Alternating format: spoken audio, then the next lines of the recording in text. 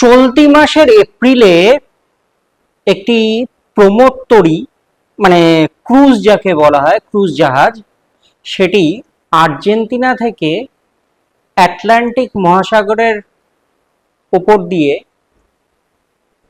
দক্ষিণ আমেরিকার একাধিক জায়গা ঘুরে শেষ পর্যন্ত দক্ষিণ মেরুতে যাওয়ার কথা ছিল বেশ কিছু পর্যটকদের নিয়ে।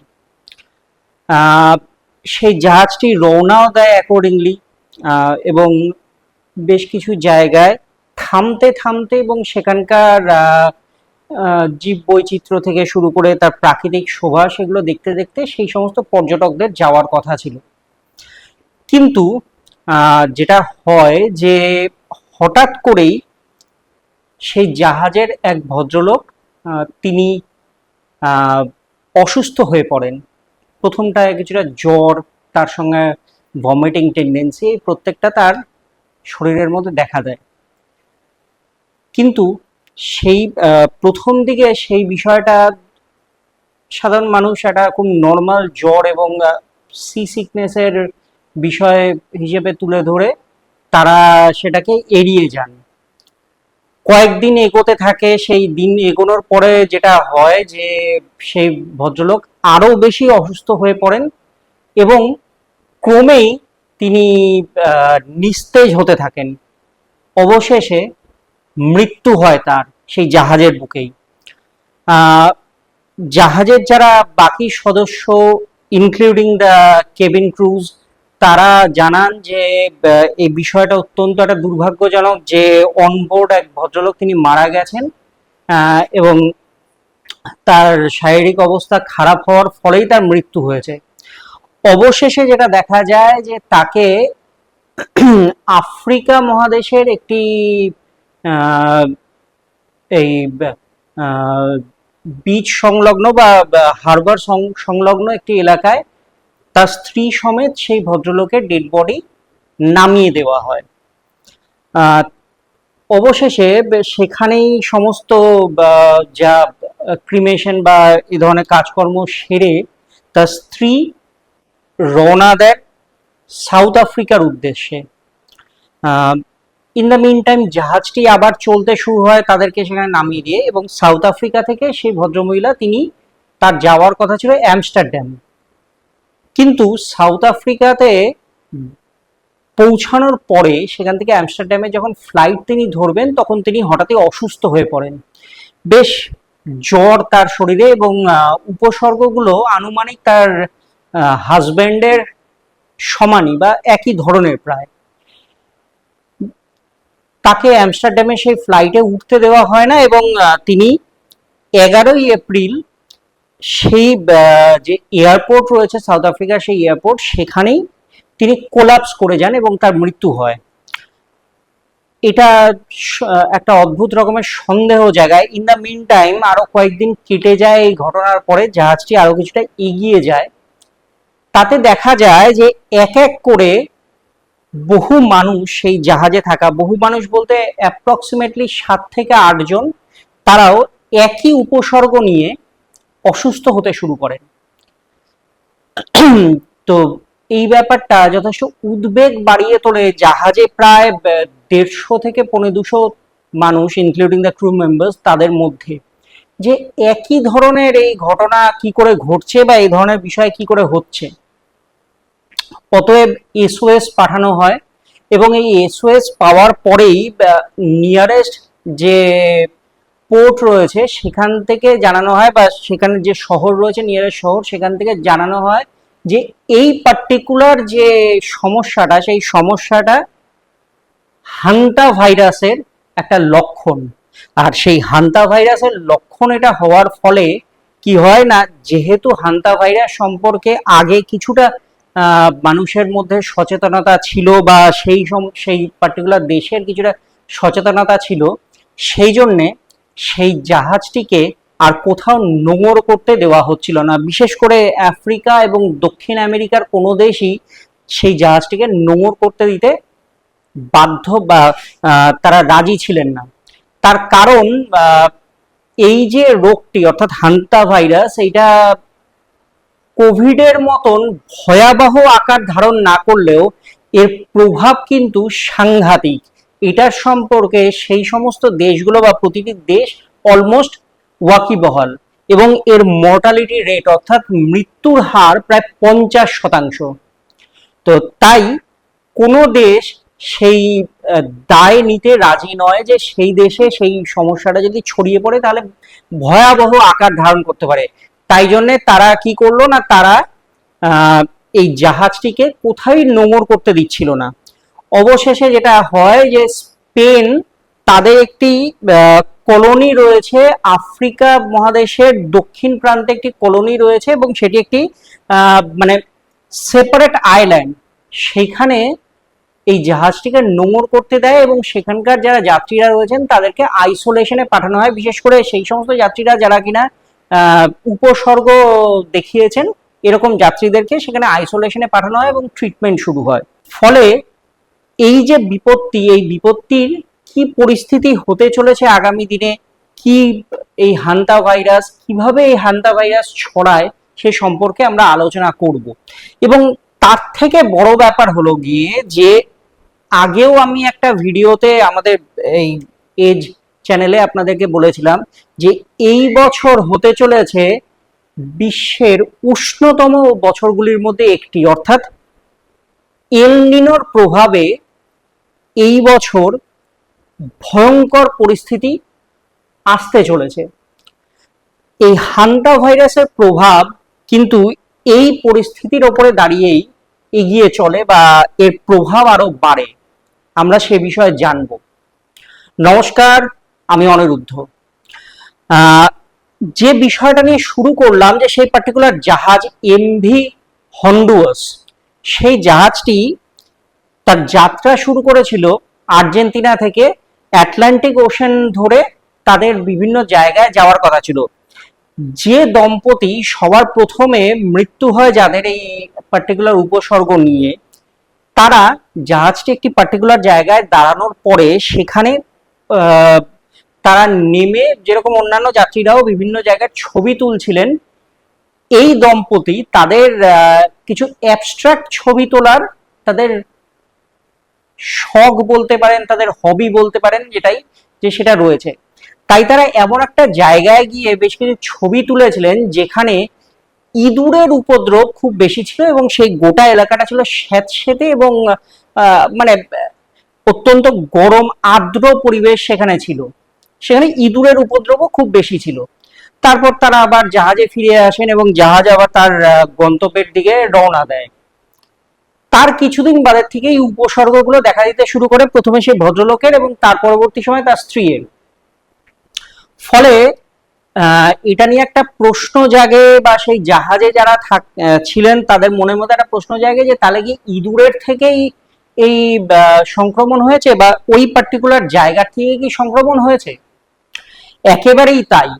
এই হান্তা ভাইরাস ক্যারি করে মেঠো ইঁদুর।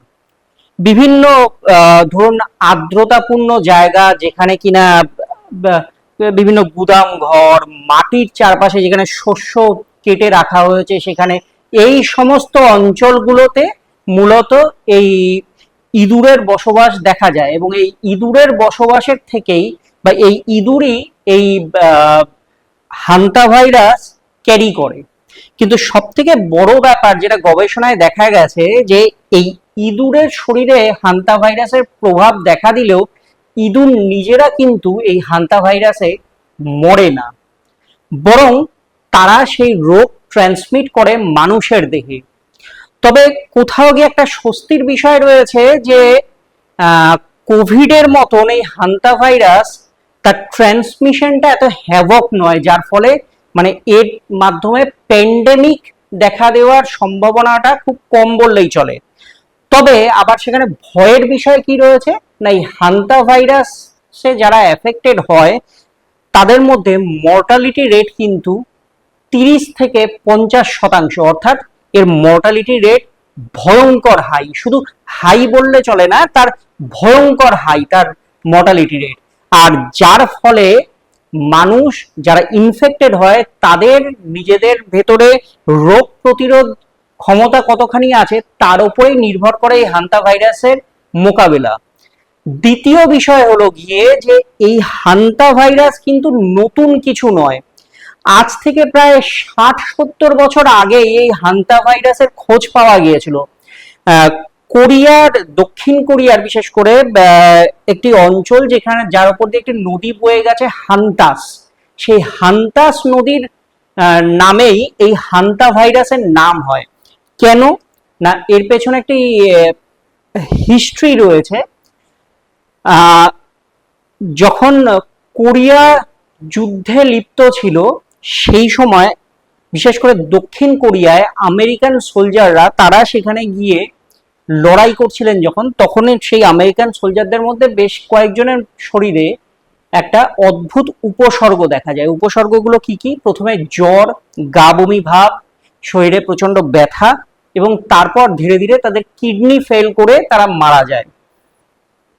তো সেই সময় এই পার্টিকুলার সমস্যাটা, এবং প্রত্যেকের ক্ষেত্রেই যাদের যাদের ইনফেক্টেড হয়েছিল তারা প্রত্যেকেই একই সমস্যায় ভুগে তাদের মৃত্যু হয়।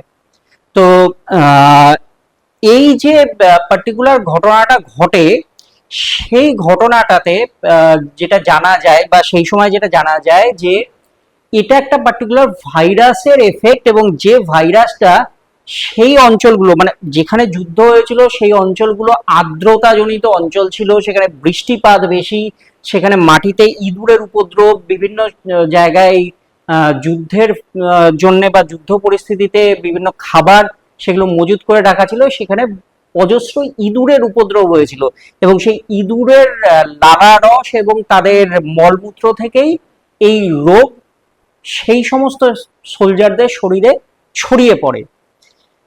আর সেখান থেকেই এই রোগটা প্রথম উৎপত্তি বা এই রোগটা সম্পর্কে জানা যায়, যদিও তখনও এই রোগটার সম্পর্কে তার নামকরণ বা তার সম্পর্কে ডিটেলস কিছু তেমন ভাবে জানা যায়নি।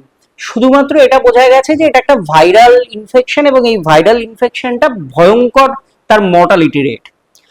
পরবর্তী সময়ে সেই কোরিয়ার বিভিন্ন এলাকায় যারা সেখানকার আদিবাসী ছিলেন, তাদের কাছ থেকে সায়েন্টিস্টরা প্রথম জানতে পারেন যে এই পার্টিকুলার রোগটা ওই নদী তীরবর্তী অঞ্চল, যেখানে নরম মাটি, আর্দ্রতাজনিত মাটি রয়েছে, সেখানের যে ইঁদুর রয়েছে সেই ইঁদুরের থেকে এগুলো ছড়ায়। এবং সব থেকে বড় কথা হলো সেখানে শস্য ক্ষেত রয়েছে, সেই শস্য ক্ষেতে যখন শস্য কেটে সেগুলোকে মজুত করে রাখা হয়, সেখানে ইঁদুরের উপদ্রব হয়, এবং প্রত্যেক বছরই প্রায় সেখানকার বেশ কিছু কৃষক তারা এই রোগে আক্রান্ত হয়। এই ঘটনা যখন জানা হয় বা জানা যায়, তখন এটার সম্পর্কে একটা বিস্তারিত তথ্য জানা সম্ভব হয়, এবং পাশাপাশি তার বেশ কিছু বছর পরে ওয়ার্ল্ড হেলথ অর্গানাইজেশন তারা এই বিষয়টিকে নিয়ে গবেষণা শুরু করে, এবং জানা যায় যে এটি একটি মারণ ভাইরাস। এবং যেহেতু ওই কোরিয়ার ওই অঞ্চলে এটা পাওয়া গেছিল এবং হান্তাস নদীর তীরবর্তী অঞ্চলে এটা পাওয়া গেছিল, সেই জন্য সেই হান্তাস নদীর নামকরণ করা হয় হান্তা ভাইরাস। কিন্তু সব থেকে বড় কথা হলো গিয়ে যে এই ভাইরাসটা কিন্তু হিউম্যান টু হিউম্যান ট্রান্সমিট হয় না সাধারণভাবে। তার যে বিভিন্ন ভ্যারিয়েন্ট রয়েছে সেই ভ্যারিয়েন্টগুলো সবকটা মূলত ট্রান্সমিট হয় না। একটাই বিশেষ এর মধ্যে ভ্যারিয়েন্ট রয়েছে, যেই ভ্যারিয়েন্টটা হিউম্যান টু হিউম্যান ট্রান্সমিট হয়, এবং যেটা কিনা ওই যে জাহাজ, ওই প্রমোদ তরী, তাতে যে দুজন প্রথমে ইনফেক্টেড হয়েছিলেন তাদের মধ্যে থেকে বাকিদের মধ্যে ছড়ায়, কারণ তারা সবাই ক্লোজ প্রক্সিমিটির মধ্যে একে অপরের কাছাকাছি ছিলেন। তাদের মধ্যে মূলত তারাই ইনফেক্টেড হন যারা ওদেরকে দেখতে গিয়েছিলেন, যারা ওই ভদ্রলোককে মূলত সেবা শুশ্রূষার কাজ করেছেন, তাদের মধ্যেই এই ইনফেকশনটা দেখা গেছে, এবং তাদের থেকেই বাকিদের মধ্যে এটা ট্রান্সমিট হয়। ফলে খুব ক্লোজ প্রক্সিমিটির মধ্যে যারা থাকেন বা এই রোগে যারা বা এই ভাইরাসে যারা আক্রান্ত, তাদের ক্ষেত্রে তখনই একমাত্র এটা ট্রান্সমিট হওয়া possible human two human. Otherwise এই যে পার্টিকুলার ভাইরাসটা, এর ক্ষেত্রে একটা সুবিধা আবার রয়েছে, যে আমরা যেমন কোভিডের সময় জানতাম যে 14 দিন কোয়ারেন্টাইনে থাকতে হতো, কোয়ারেন্টাইনে থেকে মানে যারা ইনফেক্টেড হতেন তাদেরকে একদম আইসোলেশনে পাঠানো হতো। কিন্তু এক্ষেত্রে এই হান্তা ভাইরাসের ক্ষেত্রে আবার আরেকটা সুবিধা, বড় সুবিধা হলো গিয়ে এর মেয়াদকাল, এই ভাইরাসের যে মেয়াদকাল, যদি কেউ ইনফেক্টেড হন তাহলে পরে এর মেয়াদকাল হলো গিয়ে মাত্র 1 দিন, অর্থাৎ 24 ঘন্টা, তারপরেই এর আর শক্তি থাকে না। কিন্তু এই 24 ঘন্টার মধ্যেই যা কেরামতি দেখানোর দেখিয়ে ফেলে। ফলে যাদের ইমিউনিটি পাওয়ার কম রয়েছে তাদের ক্ষেত্রে এটা ভয়াবহ একটা রূপ নিতে পারে। এক্ষেত্রে দুটো সম্ভাবনা থাকে, একদিকে কিডনি ফেল করে মৃত্যু হতে পারে, অন্যদিকে আবার ফুসফুসে জল জমে যেতে পারে এবং তার ফলে মানে আলটিমেটলি হার্ট ফেলিওর হয়ে মৃত্যু। এই দুটো অপশনেই মৃত্যুর ক্ষেত্রে দেখা যায় এই ভাইরাসে এফেক্টেডরা।